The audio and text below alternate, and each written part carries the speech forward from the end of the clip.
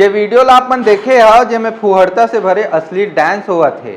ये कोनो यूपी बिहार के नो है बल्कि छत्तीसगढ़ के भिलाई के दुर्गा पंडाल के है, जेमे वैशाली नगर के विधायक रिकेश सेन के आगू में ये फुहड़ता भरे अश्लील गाना और नृत्य पेश करे जाते और विधायक जी बढ़िया पैर फंस करा के एकर आनंद लेवा थे और ये सब कलेश से विधायक रिकेश सेन विवाद में घिर चुके हैं और लोगन मन कहा थे कि ऐसा अश्लील नाचा वो भी दुर्गा पंडाल में, ये सनातन धर्म के अपमान है। बीजेपी विधायक धर्म के रक्षा के बात करते वही धर्म के अपमान करे जाते। लोगन मन तो यहाँ तक के कहा थे कि माता रानी के अपमान करैया मन ला भगवान आखी, अब त्रिशूल में आखी कि अगरबत्ती में आखी, ये तो भगवान ऊपर है। फिलहाल ये अश्लील नाचा और ऊपर आप मन के का रहे का दुर्गा पंडाल में ऐसा टाइप के डांस कहाँ तक उचित है, इला कमेंट बॉक्स में जरूर बताओ।